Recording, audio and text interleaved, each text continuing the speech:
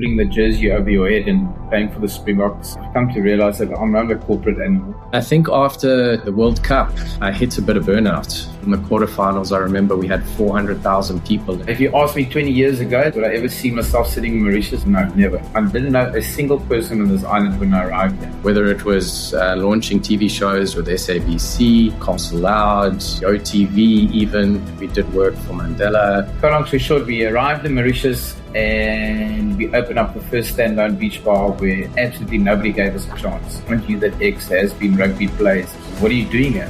I decided, okay, time to roll up the sleeves and get uncomfortable. I don't easily get too stressed, but I am seriously stressed at the moment. The hub of entertainment was in LA, and I just wanted that challenge. You open up the place, 2 weeks later, this place is full, lunch and supper.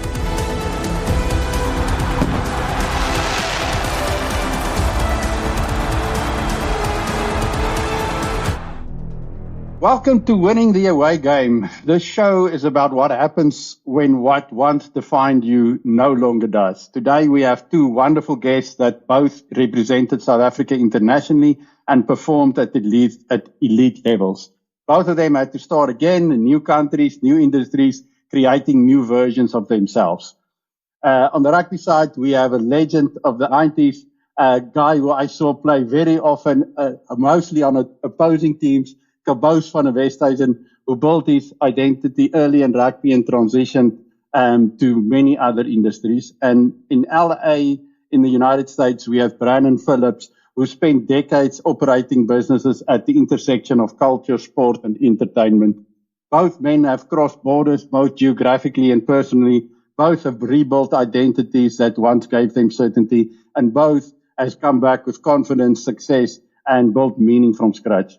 In this episode, we want you to know what actually carries over from elite sport into business and what doesn't, and how you win the away game when no one is clapping anymore. Welcome. Very excited about today's episode. Flip, are you ready? Justinus, that's a mouthful indeed. Very, very happy to have today's guests on. Personally, a hero of mine, Cabous van Westhuizen. Pretty Cabousie, what we used to call him. Very keen to chat to him and to discover Brannon and the wonderful work he does. Brannon Cabous, welcome. Cheers, Flip. Nice to be on the program. Yeah, thanks, Flips. Thanks, Justinus. Yeah, and wonderful to be here. So we always like to start the show with asking the guests their favorite Springbok moment as a supporter. Tell us the story, tell us the connection, tell us the people you were with. Cabous, you want to go first? Okay, let the brains trust go first. Yeah, like I mentioned earlier, I think it's the old cliche of putting the jersey over your head and playing for the Springboks. But it was quite a stupid story. So I've heard via the grapevine, we're talking about the 93 tour to New Zealand, that I made the Springbok team. So we had to go down to Cape Town to get captain, everything. And those days, there was a place called Sports Cafe, which was the place in the waterfront that one had to go out, obviously on a Friday night, because we're getting capped on a Saturday morning. Anyway, long story short, so we obviously had a few maybe drinks and dancing on a few tables, because I've heard that I made the team, but I didn't want to believe it. I've sat on a plane in the Defence Force and was on my way to Argentina, and they cancelled the whole tour. So until I land on the other side, I believed I'm actually in the team and I've made the team. So anyway, so we had a bit of a late night, and I arrived at the hotel the next morning, and there's nobody there. Absolutely nobody. So I thought, this is one of these stupid mistakes again. What did I do? And I can't get hold of anybody. And eventually I get hold of somebody, and I was at the wrong hotel. So, so I wasn't going to be capped on my own. So I had to rush off to the other hotel, made it in time, and there we are on our way to New Zealand. So it's a bit of a stupid story, but I mean, it's like, I just thought that's probably my fate in rugby. I'm never going to wear this thing ever in my life. So hence, and we were off to New Zealand. Yeah, I mean, guys, I'm sorry to drop in a 95 scenario, but I mean, it's edged into my brain. And, I think South Africans love context. So I think, look, it was so pivotal at that time, before 95, from a sporting perspective, we never really had, besides cricket, we never had that moment that truly brought the country together. We had individuals like Brian Mitchell or Baby Jakes or Ilana Meyer, or, those guys from different sporting arenas. But, 95, I was 15 at the time. So it was a pivotal time in my adolescence, and that collective spirit. We were watching in one of the group stages, and I think they termed it later the Battle of Boort Erasmus. And Justinus, this is good for you because you live in Canada now as well. But I mean, that was just such a moment. I mean, the energy in the restaurants and the public viewing sites were just electric. And I think it was also interesting because we had a lot of fear after that game with all the red cards. So like, is this now going to, scare our prospects of winning? And then we, as a team and nation, we really came through. And so, looking back, I'm not too proud that we fought like that, but then again, it also paved the way for the way the team evolved to what it is today. Yeah, those are great memories. I particularly remember, James Dalton going in there, teaching those Canadians a few lessons, and I think it's himself as well. Brannon told me, I didn't know, but actually James Dalton and Ollie Leroux had a boxing match last year. And I actually, after he told me, I went and watched the YouTube video. It was actually fascinating. Ollie looks like he's pretty in like much better shape than James. Yeah.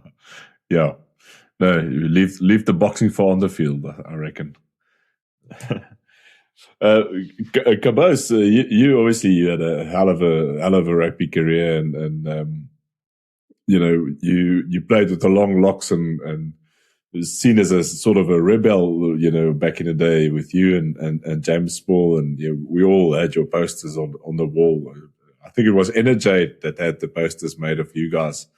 And you had a good transition after rugby, working in the corporate world. Then moved to Mauritius. When was the moment that you realized that, okay, South Africa is maybe not the place that I'm going to write my next chapter? You know what? I obviously in a later part of my life, I've come to realize that I'm not a corporate animal. And to cut a long story short, I was at the Mr. Price Group. Basically, when Robert Dupree joined the Mr. Price Group years ago, every year, because I basically got to know everybody at the Mr. Price Group and everything. And every time Rob would say, come and join the company. And I'd say, let's give me one more year to play rugby, one more year. And eventually when he became MD of the Mr. Price Home Store, basically, they offered me his job and I just couldn't refuse. And then after 10 years of doing that job, myself and the missus became on holiday. And it's a long story, but I'll shorten the version now. And we just saw the island. We got back to the island, and my missus, out of the blue, said to me one day, why did we go stay in Mauritius? I said, it sounds great. What are you going to do? No, she didn't have a clue. I said, okay, what am I going to do? No, you're going to own the beach bar.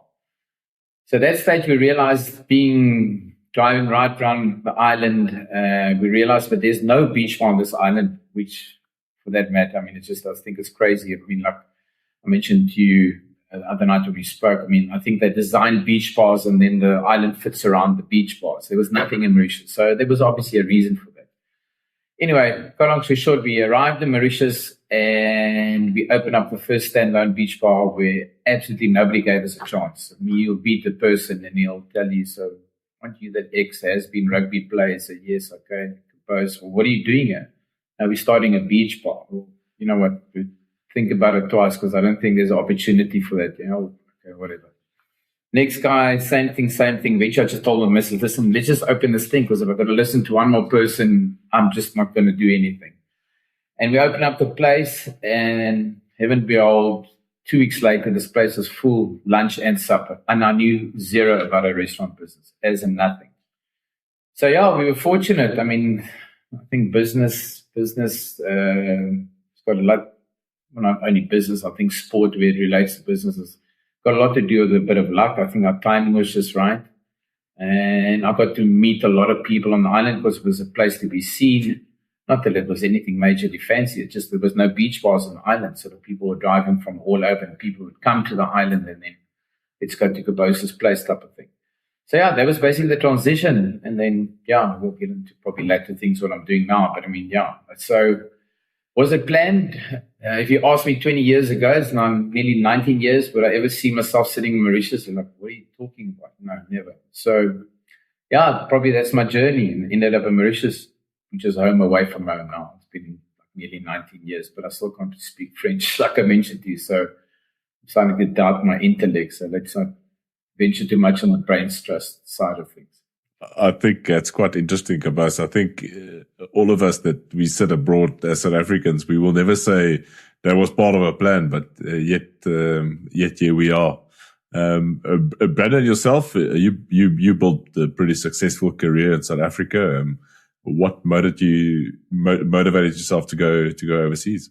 Yeah, started in Johannesburg from the early 2000s. I started work really when I was 19, and then I was doing correspondence through UNISA. So I had good exposure from a young age into my career. And I think earlier on I had incredible opportunities. We did work for Mandela. We did work for Thabo Mbeki, for a few MECs in Gauteng later. And then, as you mentioned earlier, between sports and entertainment, that was really what my life was all the time. So whether it was launching TV shows with SABC, we did Castle Loud, YoTV even. Then in 2000, I we're doing some work in Cape Town. The media world shifted as well in South Africa. Media 24 opened their headquarters in Cape Town. And, we kind of just wanted a shift. And so we moved our headquarters to Cape Town. And then we did incredible work in Cape Town as well. We did for 3 different mayors. We did big projects. And at that time, we had very big production company as well. And the last big production we did was around FIFA in 2010. And I think after the World Cup, I hit a bit of burnout. It was such a massive project for us. On the quarterfinals, I remember we had 400,000 people in our event footprint from 10 in the morning until 11 o'clock at night. And we had 16 lost children that we had to get back to their families by 12 p.m. before they went to safe houses.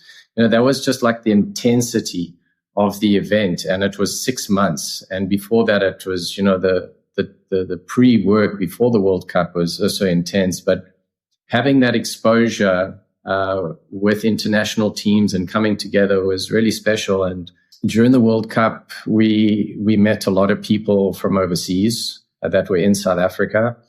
And it kind of started building into some other projects after 2010. And then, it came to LA 2010, 2011, 2012, just to do a bit of a reconnaissance, have some meetings, start kind of feeling out the lay of the land.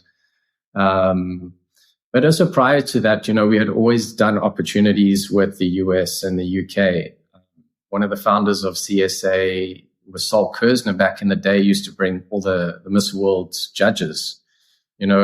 We introduced Naomi Campbell to Mandela back in the day. We brought Jean-Claude Van Damme to South Africa, Iman, Herb Brits, you name it. So we always had that, but it was never strong enough for us to take that risk and leap of faith. And in 2013, I decided, okay, time to roll up the sleeves and, bootstrap a little bit again and get uncomfortable. And I just wanted that challenge. New York was initially the stepping stone, but the hub of entertainment was in LA. And things started shifting. Trevor Noah got some big opportunities aside. Charlize was doing her thing. And so it kind of felt right. But the weather just felt better in Los Angeles, as Cabous can relate to in Mauritius. Southern California is very close to South Africa. But yeah, culturally, over the years, realized very, very different to South Africa. That's such a fascinating point, Brannon. And I think what's interesting about both your and Cabous' story is that, and it actually mirrors my own, is I actually, with a friend of mine, I still have to pay him. But about a year before we left South Africa, I made a bet with him to say that he will immigrate first before I would do, and I will never leave South Africa. And as hapstance would have it, we ended up here and we were actually just skiing for a winter and really loved it and decided to come back. But it's amazing how those thoughts in our own minds change. So then you both end up in different places in the world. Obviously, in the beginning, there's a bit of a honeymoon phase where everything's exciting and there's adrenaline going to adapt to the new place. But at some point, that wears off and we start facing the reality of the consequences and the impact of the decisions we've made. What was that like for you guys? What was it like then adjusting to the new reality, changing your perspective and being successful in that new context? From my side, I probably think I had the reverse of what you were just speaking. I had the nightmare when it began. The beginning phase for me was a total nightmare because I didn't know anybody on the island. I didn't know a single person on this island when I arrived there. So eventually I got to meet by chance I got to meet a Chinese guy that was married to a South African girl that had a restaurant in Mauritius. And one day he just said to me, "You're stressed." I said, "I don't easily get too stressed, but I am seriously stressed at the moment. We're not going to finish this place." Because I didn't understand the culture on the island, how it works. I mean, in Esther, the old culture years ago was Friday, Saturday night, we have drinks, Sunday night, you got carte blanche, and in the movie you go sleep. Yeah, they drink on a Sunday. So to get a guy to come and work on a Monday, Tuesday, you're lucky if you get a small carpenter in to come do a job here for you. And like I said, we were open literally for 2 weeks, and the thing was full. I mean, I sold the restaurant now 6 months before COVID, where I just had enough of entertaining and dancing and acting like a clown on the table for people, and I'm not keen on doing that anymore. Look a bit stupid. So then it hasn't changed yet because the place still works. So I've never really had a downtime in Mauritius where I've been sitting under a palm tree and drinking I won't say what we call them in the islands, like a pina colada, and thinking, what did I do? Where am I? Why did I actually arrive here? What did I come and do in Mauritius? I mean, shit, I could have done probably some other move or stayed at the company and maybe ended up at the board at Mr. Price or something, which I look back and say I'm glad I didn't do because I'm not a corporate animal. And so I've never really had a bad part in Mauritius. If I come to think of it, I mean, often people say, "Gee, you're such a visionary to go overseas." But Jesus, why don't you tell us when you see it coming and all that type of things? I said, I don't know. It was far from it being a visionary. I've never been and never will be. It was probably a bit of luck and just a change of scenario of scene. And it worked. So, yeah, and it's still working. So, yeah, I don't complain. Like I said, I've never really had that bad time, and it's been 19 years now. So, and I think you become part of the whole, understand the island. It's got a culture. It's got a way of operating. And because a lot of people copy and paste and they bring stuff that's going to work in LA, it's going to work for Mauritius, works in SA, Cape Town, it's going to work in Mauritius. It doesn't work like that.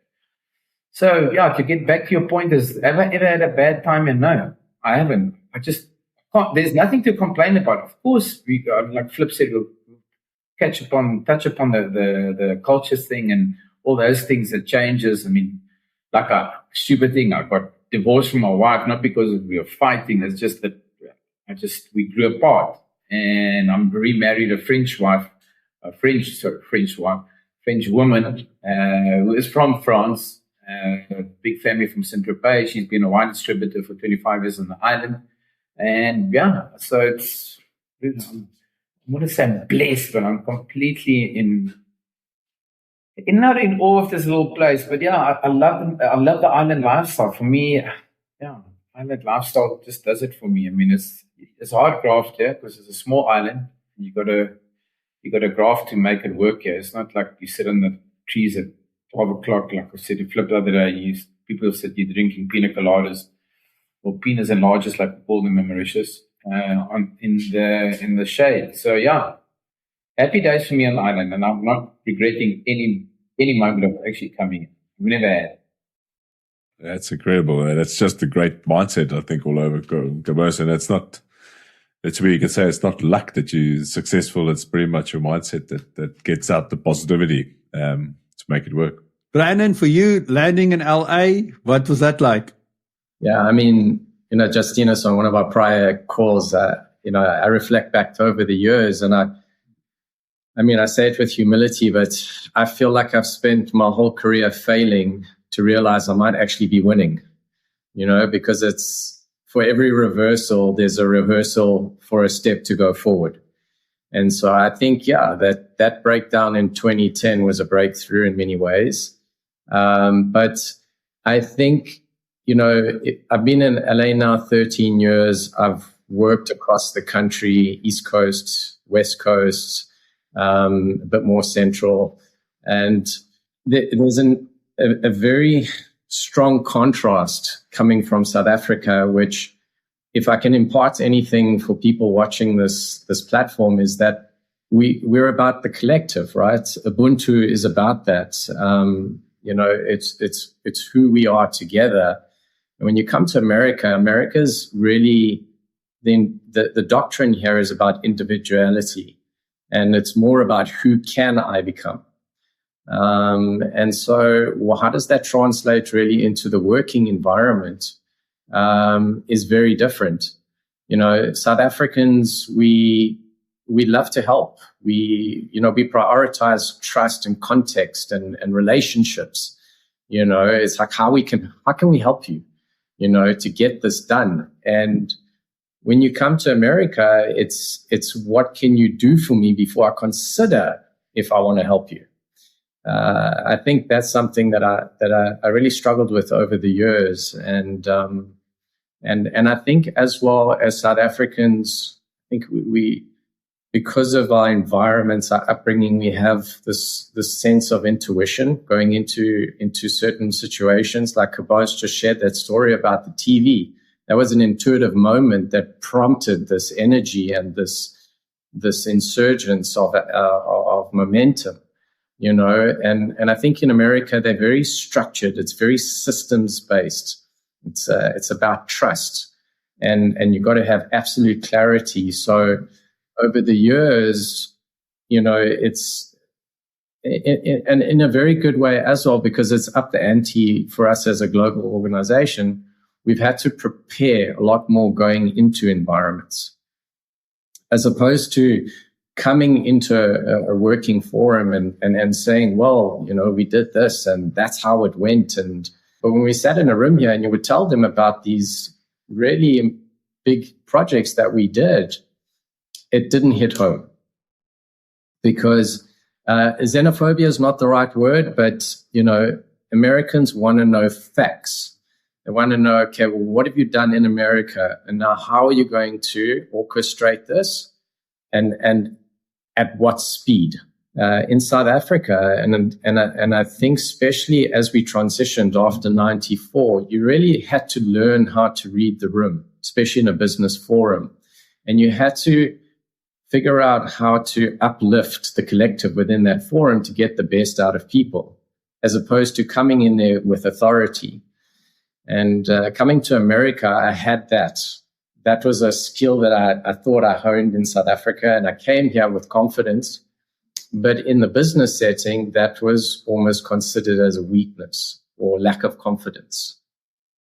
So in America, I think you have to stand with authority first, and then you can consider bringing the collective up later. And that was hard. That was a real hard hat for me to hone in and master later. Wow, that's interesting. I've never thought about it that way until you mentioned it. But I think Canada probably a little less than the US, but it definitely is on the US side compared to South Africa, where that traditional rock star approach of driving seems to come across more than the collective, let's do something together where everybody benefits. Yeah, I mean, something that I tell my American counterparts here is I say, in South Africa, we have a word when we say hello, it's sawubona, and what does sawubona mean? It means I see you. It's about a moment of being present where you acknowledge somebody. I mean, that in itself speaks volumes, right? Awesome.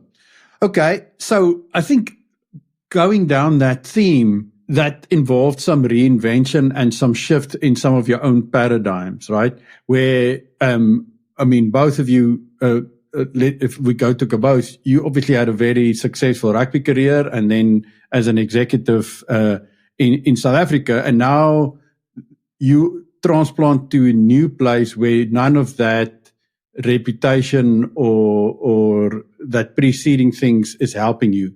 Was there any moments where you had to relearn or what was it like building that new reputation now and doing things from scratch where people don't know the Springbok rugby player or the executive? Yeah, it's obviously my scenarios. I think is I won't say completely different, but it's definitely, how can I put it? It was not as challenging as what Brannon had to endure going to LA from Cape Town, is from me to Mauritius. Mauritius has always had this affinity with South African. One day he wants to tell his grandkids, you know what, Opa was in Mauritius in 2010. And the grandkids go, oh, Dad, so happy. When we got here, there was a few challenging things because, luckily a lot of the things, I was no marketing guru like Brannon, but I just replicated a lot of things that actually work in SA that I thought after a while, after understanding a little bit how the island works and how it suffices, is that I could implement things here that work in SA. And they've never done it here before. Because you need to understand this island is so small, and there's some people that stay on the island that never see the sea. Now, we're only 60 kilometers by 50 kilometers, and if you ask them, but Madame, why don't you go to the sea? The bus, he doesn't come here. So that's what you have, and that's what you're dealing with on the island. We were basically a cane cutting island. That's what they survived on. We actually taught a lot of South Africans up the North Coast and Natal how to actually grow sugar cane. So, and then they started diversifying into all different spheres. So for me to replicate some stuff that, especially in the hospitality environment, a stupid thing. I could never understand why we didn't do buckets. There's a common thing in SA. If you want to order beers, you order 6, you get 1 free. Order 6, you get 2 free or whatever. Get your bucket beer. Don't walk with one beer to the table all the time. So I went to breweries and I said, can't you just get me a few buckets, brand the stuff? And now when you come to the island, it's all over the island. So we implemented some stuff that were working in SA already, but it was going to add value to the island.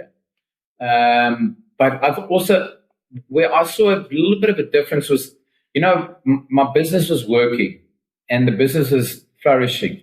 So I wanted to add value to the island. Hence the reason why I rather wanted to start contributing towards helping the locals in different projects. And we coached rugby here for 6-7 years until my mate eventually decided to go back to Australia. They're big farmers in Australia, and then I decided, listen, I've had enough now.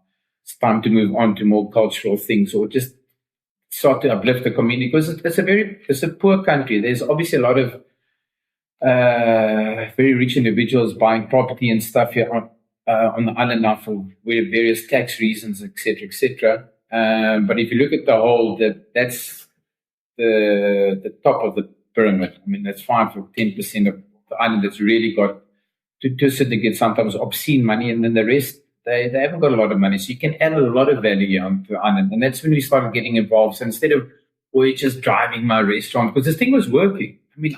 I didn't have to do any advertising. When we coached rugby, lucky there's a guy like Gavin Verigis in SA, and he helped us brand our jerseys. And he said, Cabous, what do you want? I said, I need jerseys, Gav. He said, well, can I have the SA rugby legends on the sleeve? I said, you can go on the chest. I don't care. I just need rugby jerseys. How many sets do you need?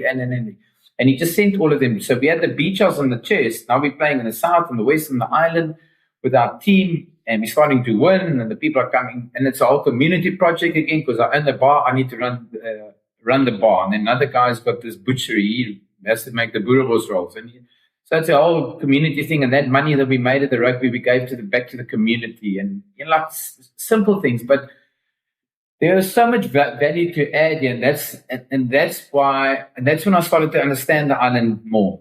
And it's not one of those things. It's not like you have to advertise and tell the whole world. I don't like doing that type of things. It was nice to do it in a subtle way, but to get the brand out there anyway. So people were saying, I've been playing in South. What's this beach house thing? What's that? No, it's a beach bar. Beach bar. C'est pas possible. It's not going to work. Where? Oh. No, it's in the north. Who's it? No, it's mine. What? Okay, we're coming. When? Can I come tomorrow? Yes, book a table for 20.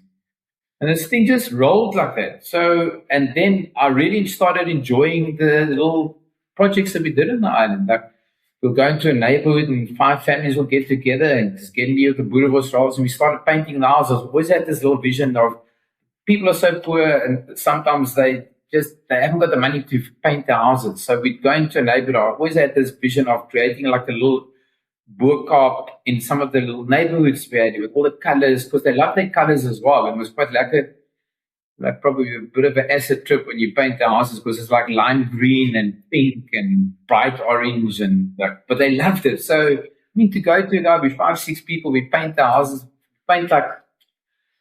we probably painted about 10 of those houses like that. And then, obviously some of the people left the island again, and the whole little project just faded away, which is sad, because I loved it. And we had a braai going and music going, and so jumping castle for the kids, and there's like 10 families just painting the people's outside of the house. And if you could do the inside, we'll do the inside. But just small things like that. So, I think there's so much value that you can add, and still today there's so much value that you can add to the things. And again, and then that bush telegraph just goes. Sometimes when you drive in a car here, and you just bonjour, and eventually your clients or potential clients are sitting in cars and Jesus, you're the mayor, and that guy is my ex-waiter's girlfriend, and that girl, she used to be my cleaner, and that's her brother. And so everybody just knows everybody on the island. So there's a lot of value that one can add here. I think Brandon's challenge to make it work in LA was much more daunting than mine. So that's why I can tell all these happy, shitty stories, and Brandon can tell you the not so exciting stories. It was a big, much bigger challenge for him to get where he is now. Kudos to him. What I love about that Cabous, and I think it's particularly to South Africans, is like South Africa is this like little test hub where we, in certain ways, way far ahead of other countries. We look at our banking system, our financial system, the way we consume stuff like alcohol, etc., and food. As you said, it's just, you see things that work, and you go to other countries, in France or UK, and you see, you can't get that. And as you said, it's such an easy idea that you just implement, and it works. Brandon, in that same sense, you must have taken a lot of things with you, South Africanisms that you took with you. But on the other hand, what cultures did you have to lose, when you got to the US, to adapt? When I was living in South Africa, I was proud and fortunate enough to represent South Africa in the sporting arena as well. And that taught me a lot about myself, and in part about integrity and authenticity. So I always decided never to compromise my integrity in any situation or any of my dealings. And, I learned quickly in South Africa that, there's that saying, bullshit baffles brains, and what I love about South Africans is we smell BS from a mile away. And, it's, you only get one opportunity to earn the respect of your peers and of the room. And so, but I also think in South Africa, we have we condition from kids to respect our elders, to respect certain people within society. And so those were cultural norms that I consciously decided to bring with me. So even though I had moments of conflict or barriers, I was always able to disarm that person in front of me, because they could feel this sense of genuineness maybe. And my sporting and martial arts background taught me discipline and endurance. But America's helped me to navigate complexity. And I think the two go hand in hand from a business context because, endurance only takes you so long or so far in anything in life, but you need to understand how to navigate complexity. And that takes preparation. And another great thing, which I think is important anywhere in the world, is defensibility. We learn a lot about that in our sporting, on the field, but off the field. Americans are renowned for defensibility. And from a business context, it's been a great learning lesson for me. So whether I'm representing somebody in film or sports or on TV, or whether I'm working with a brand, I now instinctually look how I can make sure that we protect those brand values, that we can protect the campaign, that we're not infringing on other creative opportunities or norms. So I think it's been great.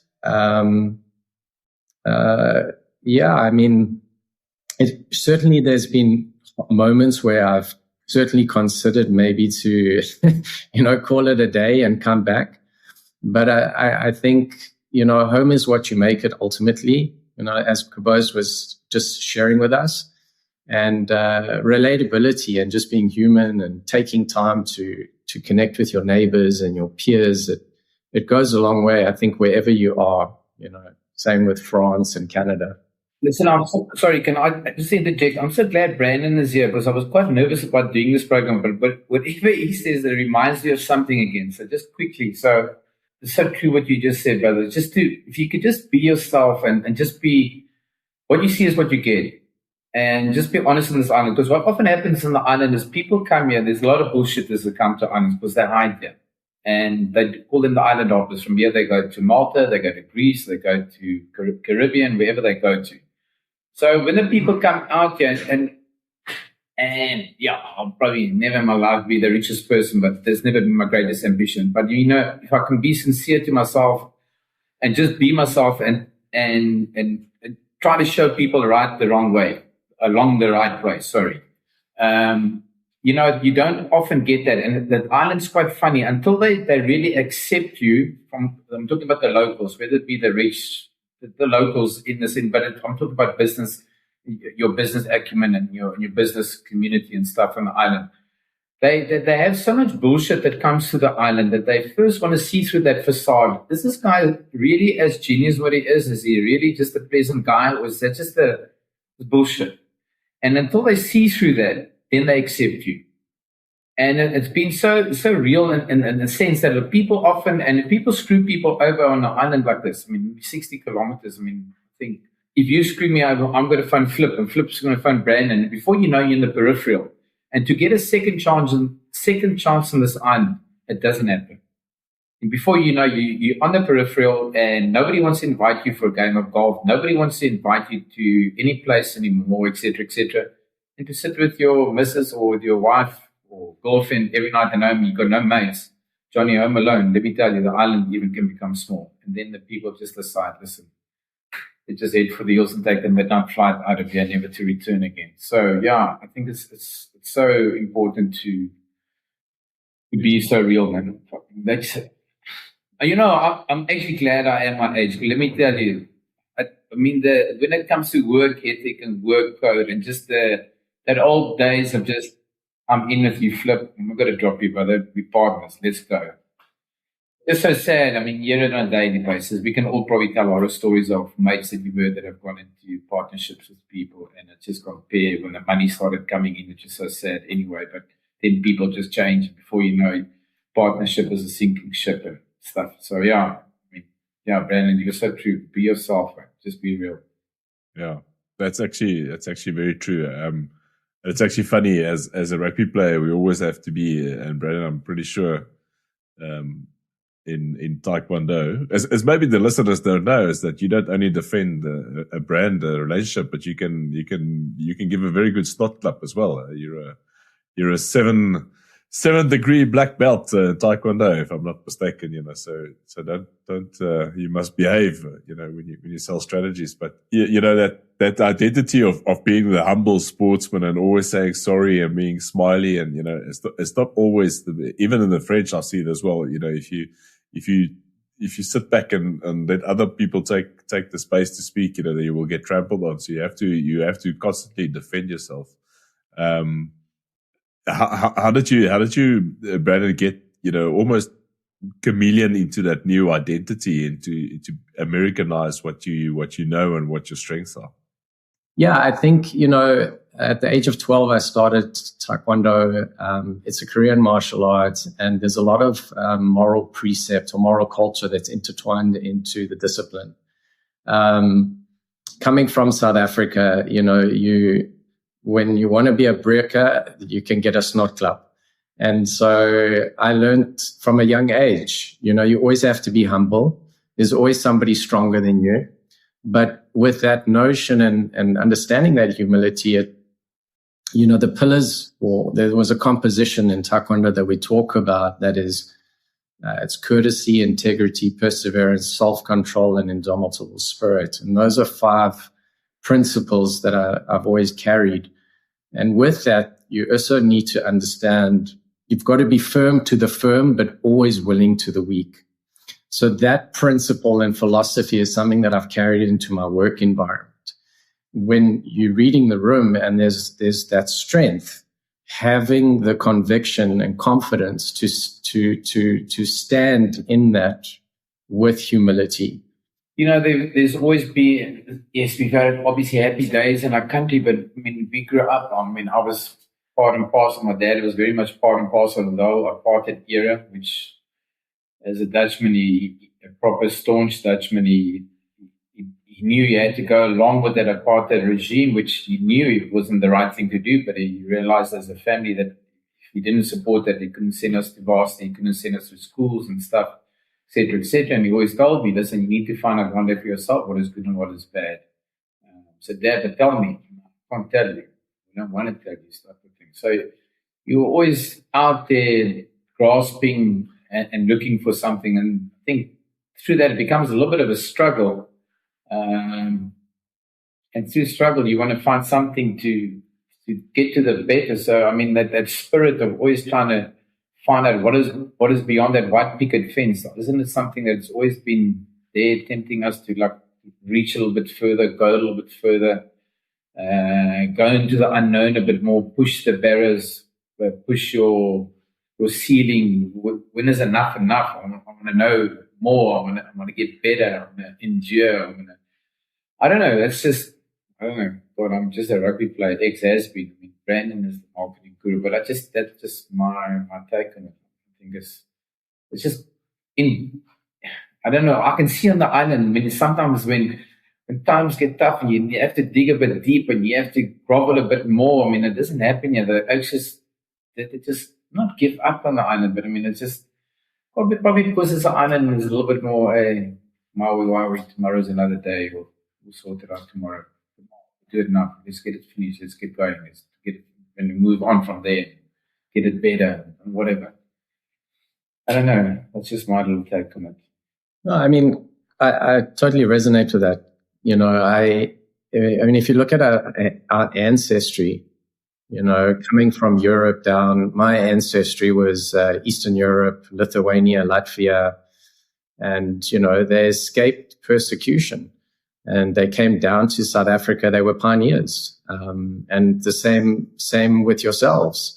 And so we left our countries, which I think in itself instills resilience in that generation. There's that coat of arms for survival amongst the family unit. We have to. And so then with that first phase comes the next phase, and that's legacy, right? And so as a father, it's like, I'm doing this for my family. I'm doing this for my kids. I want them not to go through those trials and tribulations that I had to go through.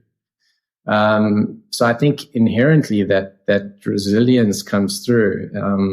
And I think to be candid, and to be vulnerable, when I spent all those years in my training, to some, they would look at that as something which is strong. It personifies strength or resilience, but you always have internal struggles. Doesn't matter where you are or what you achieve in life. When I achieved my 7th degree, which was always my goal, at one point in my training, it was something that was impossible. But when I did, it was almost a return to self. It was a unification of myself. And in Korea, they have a term called 통일, which means unification. So the last 6th degree or 6th dan before your 7th dan, the name of that is 통일. And once I'd achieved my 7th degree, it was a weird thing that happened to me. Some people, they would take that and they would wear those credentials, and they would almost command a certain level of respect or entitlement from people in front of them because they've achieved something. But for me, it was the opposite. It actually made me more humble. And I at that point, I realized true power comes from softness. And that's when things started getting a little bit complex for me. I almost had an identity crisis because I was like, okay, well, I had this interpretation that I have to achieve certain things in life to feel strong. And once I achieved them, I was like, but hang on a minute. There's something totally different here. There's still a void. And so that's when the real work started, was in the silence of my own heart, But, Flip, to your point, I think, you just want to be the best that you can be. A good friend of mine, a South African in Australia, always said to me, Brannon, you playing small doesn't serve the world. So there's that, but then at the same time, it's just, we now go into legacy, and you're doing it for your kids. You're doing it for what you leave behind. But I think South Africa really gave me a beautiful foundation in that regard. That's incredible. And thank you for sharing that.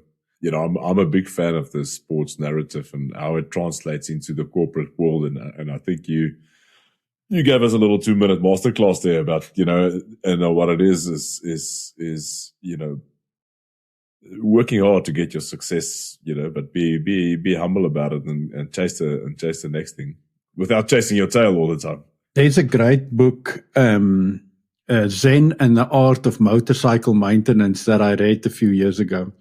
And one of the stories or one of the sayings he says in the book, and it's really to that theme that almost the identity crisis that comes with success. And what he says is, for him, he eventually realized that it's the side of the mountain that sustains life, not the peak.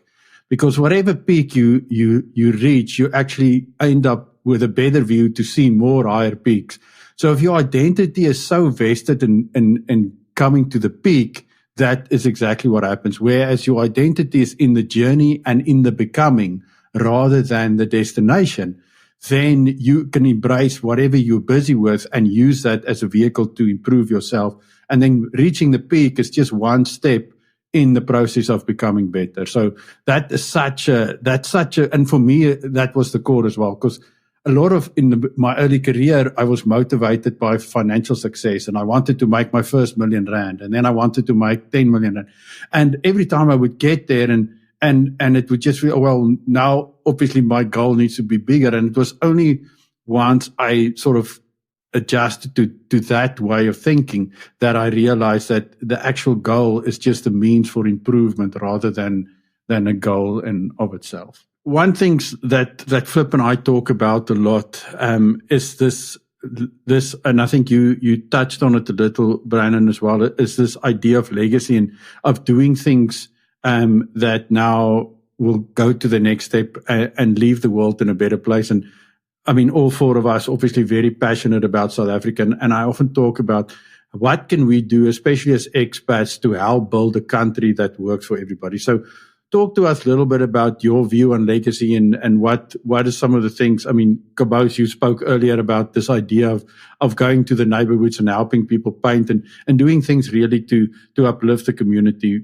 What's some other things about legacy that really inspires you and that makes you want to do things to help? You know, for me, and then I always take it back to it brings it back to what Brandon was just saying about being real. We had our motto in our school plays, and I wasn't in any fancy school. Our motto was "VSC self," so be yourself, and that's something that I've always wanted to try to follow. Was it my rugby career that I had, or was it in a corporate environment, or just not being on the island? And for me, that's what my legacy is all about. Really, it's just be yourself. I think that's what I want to leave behind.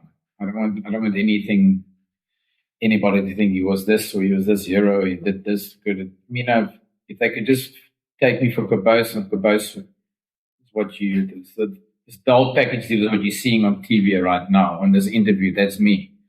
I'm no fancy airs or graces about certain things, but yes, I've got my values and I've got my principles and I've got a good base to work from.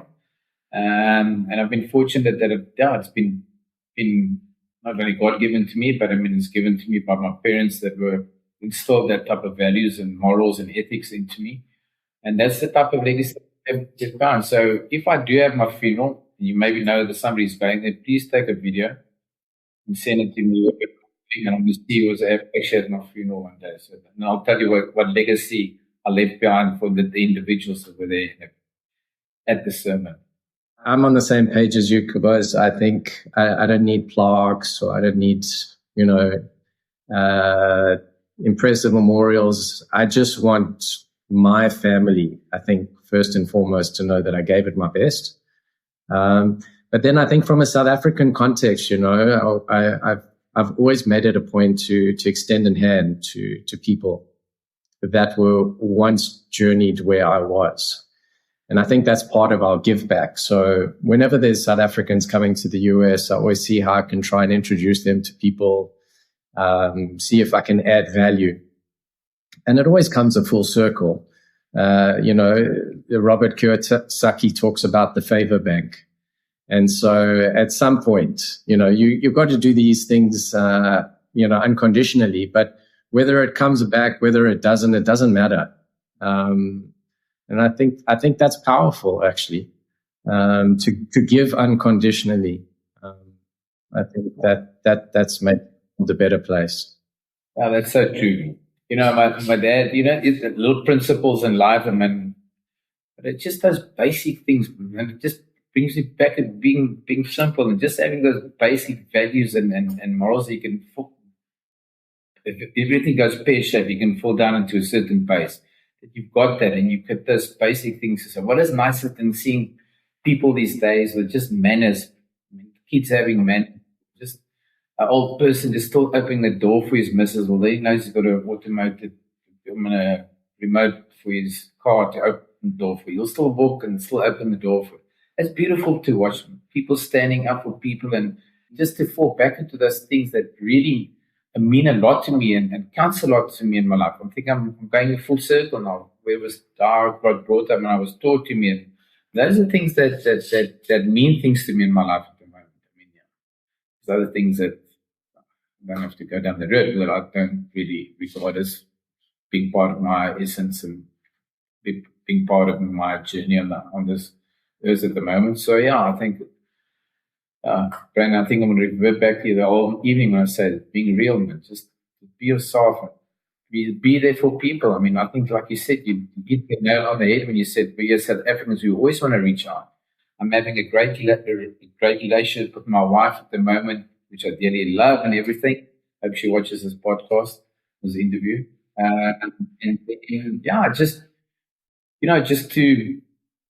Just to be there for people without making a song and a fuss. I mean, it comes naturally. If it doesn't come naturally, I think it's all fake. And yeah, so be it. But it's just to be there for people. And I think so much so that South Africans are so hospitable. Now, you can relate to a few of the different countries and people and ethnic groups that come to the island. You can see we're more or less a little bit like them. But yes, I'm yet to meet a country, because I played rugby in the States believe it or not, like those years when they played at LA, Denver Highlanders at the university in Boulder, and then we played for LA Rugby Club.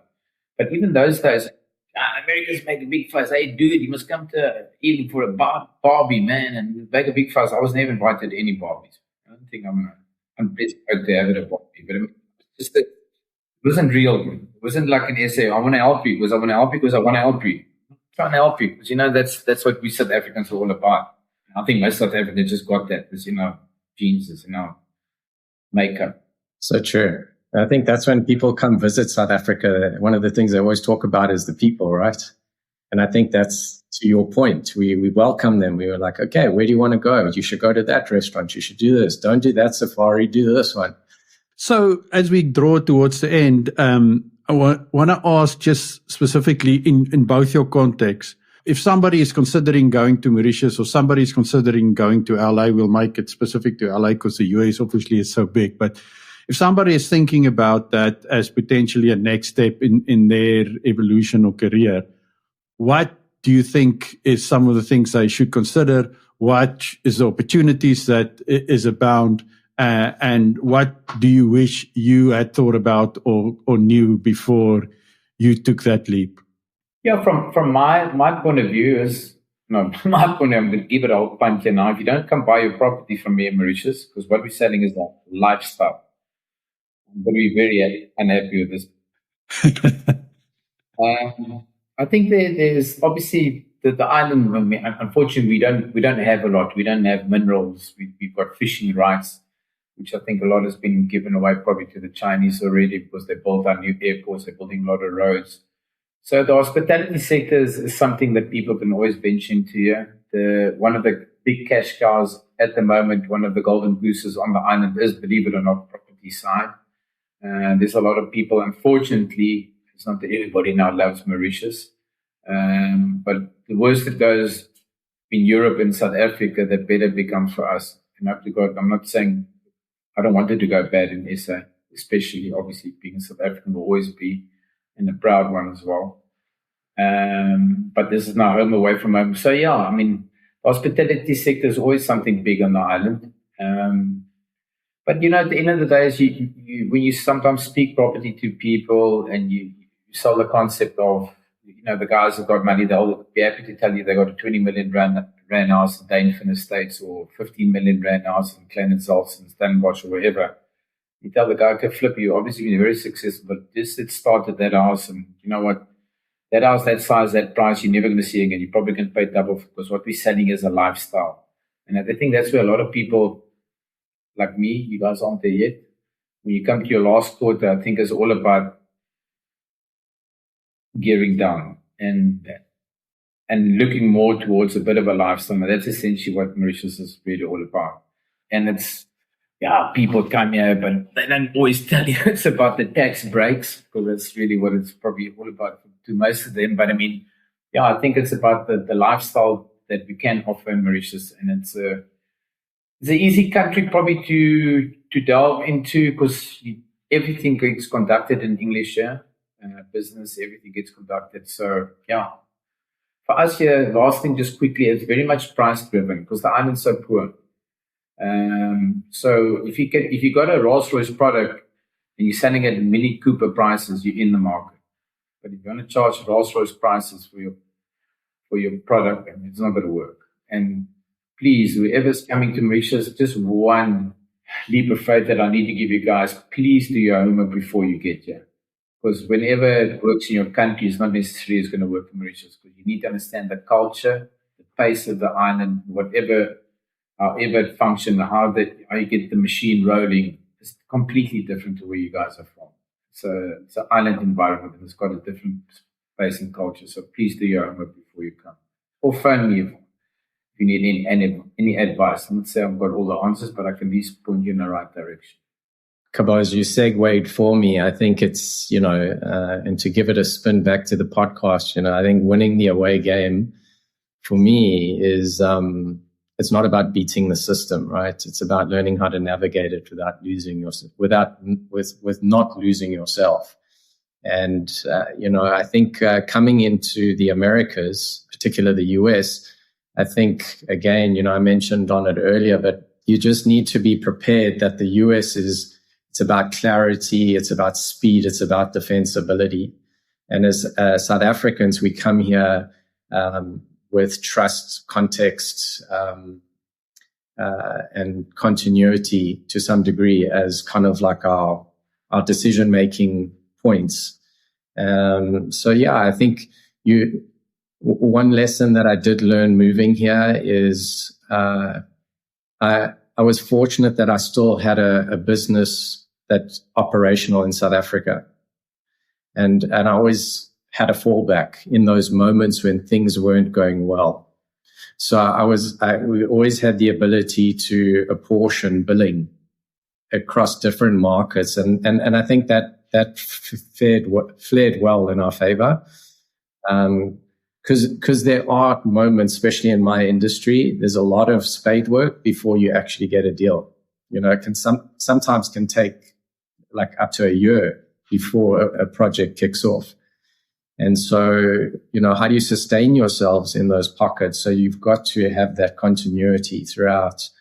Homework is everything. You've got to have a plan. One of my mentors in the past was an amazing South African by the name of Robert Maybury, and he's in the oil and gas sector. And, he's got he restructured ExxonMobil and TransCanada and these kind of companies. And he always used to say to me, Bran, a fool with a plan can outsmart a genius with none. And I'd be like, okay, Rob, I get it. All right. So even if you have a plan, it's something more than nothing. And it may not work, but you refine it as you go. And so I think, have a team. I think, I'm again in the next process of looking for a new coach, a business coach. You have to, as Justinus said, you got to be vulnerable. You got to be willing to learn all the time. Doesn't matter where you are in life. You got to be coachable. So it's sometimes good to put yourself out there, get somebody new, and chop you at the knees and build up again. Brannon, have you ever thought about writing a book? Wow, thank you. It's an honor. Because with all these anecdotes, I'm trying to remember, I should have written down all these bloody anecdotes you said tonight, because I'm trying to remember, and the next one just becomes better than the previous one. I can't remember often. If Flip can tell us what were those 7 things you learned at Taekwondo, if you can just tell me what those 5 words were that you mentioned, I'll be very impressed. I'll be very impressed. Like, Cabous, remember, I'm the forward here. Not supposed to remember things for a lot. Yeah. No, courtesy, integrity, perseverance, self-control, and indomitable spirit. So, you've got to have your composition. It's your tenets, in life that carry you through those hard times. So that's awesome. Well, thank you very much, guys. That was really special. It's amazing. It's the first time. It's the biggest time difference I think we've ever had. It was 7:00 in the morning for Brannon in LA and 7:00 in the evening for Cabous. So we literally spanned halfway around the world in this interview. And I think that's a little bit of what winning the away game is about. It's like connecting to South Africans, successful South Africans like you fellows all around the world. And we really appreciate it. And loved hearing your stories, and thank you for being with us and being vulnerable. Yeah, guys, just from our point of view, thanks. Brandon, you said you were more behind the scenes. I haven't done this thing, one of these interviews like this for ages as well. So just want to say thank you so much for inviting me as well. Brandon, was obviously awesome to meet you as well. All the best, bud. And LA, look after yourself. Go from strength to strength. Flip, thanks. Much appreciated. We didn't really know one another. A little bit of older than you, and Justinus, thanks for you guys at the back offices and everything for putting this together. Much appreciated. We'll come visit if you can still give us a table at the beach bar. I'm still organizing that. I'm not going to dance on the table for you, but I can organize the table. And I echo that. Thank you. It's been an absolute privilege.